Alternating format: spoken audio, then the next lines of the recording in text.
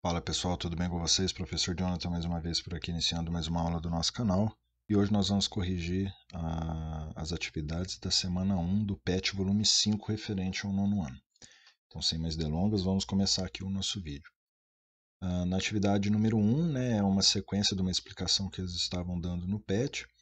Preencha a tabela abaixo determinando pontos do gráfico da função polinomial do segundo grau definida por y, que é a mesma coisa que f de x, que é igual a x ao quadrado menos 4x mais 3. Depois preencha as lacunas das afirmativas que seguem.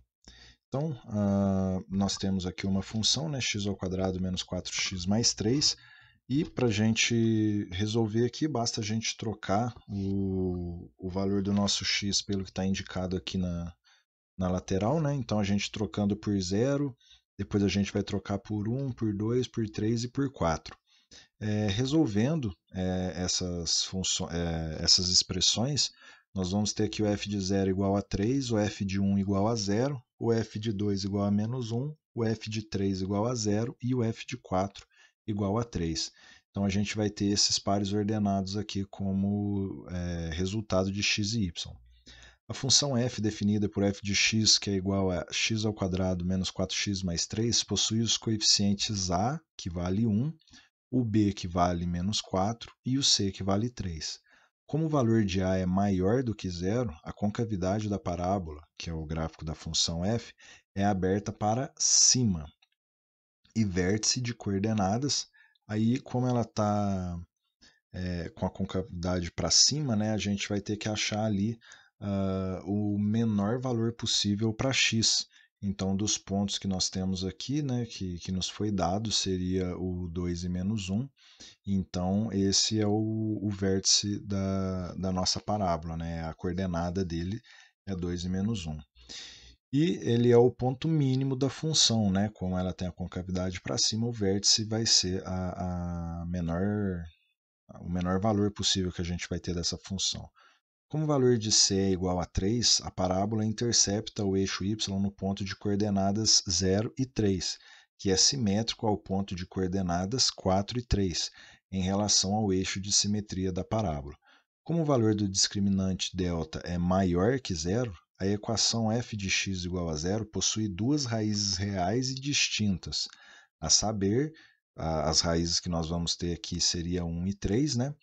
As quais são as raízes ou zeros da função f, cujo gráfico intercepta o eixo x nos pontos de coordenadas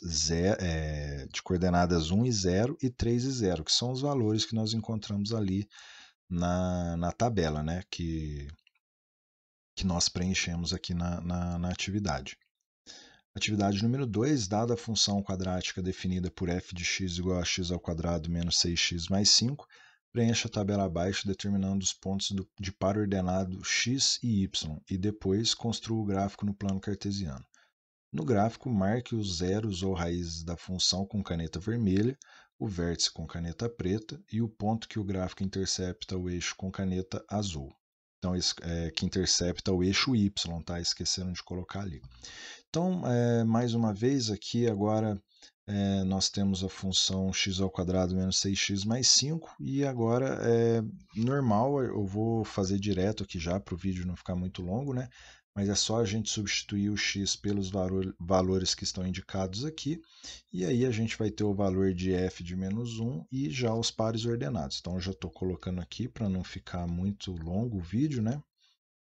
E aqui estão todos os pares ordenados para vocês compararem aí e ver se tem alguma coisa certa, né? Aliás, se tem alguma coisa errada, né? Que vocês esqueceram de colocar aí. Agora a gente vai pegar e fazer o gráfico, né? Da função que a gente acabou de ver. Lembrando que o vértice aqui é para a gente deixar preto, né? As raízes da nossa equação, que são os pontos que tocam no eixo x em vermelho, e o ponto que toca o eixo vertical, que é o eixo y, a gente para deixar na cor azul, né? E aí os outros pontos aí pode ser da cor que vocês quiserem. Observe o gráfico acima da função quadrática definida por f de x igual a x ao quadrado menos 6x mais 5 e responda as questões a seguir. Quais são os coeficientes a, b e c da lei de formação dessa função? Então, o a vale 1, né, é o que acompanha o x ao quadrado, o b é menos 6 e o c é 5. Como o valor de c é igual a 5, a parábola intercepta o eixo y no ponto de coordenadas 0 e 5, que é simétrico ao ponto de coordenadas. Então, quando a gente vem aqui, ó, 0 e 5, o simétrico a ele é o 6 e 5, né? Que é o que a gente vai colocar aqui, em relação ao eixo de simetria da parábola. Qual é o valor do discriminante delta? Então, aqui ele quer saber quanto que vale o delta, né? E aí a gente vai ter que aplicar a fórmula, não tem outro jeito. Trocando o b por menos 6, o a por 1 e o c por 5, nós vamos ter aqui 36 menos 20 e isso resulta em 16. Então, esse é o valor do nosso delta.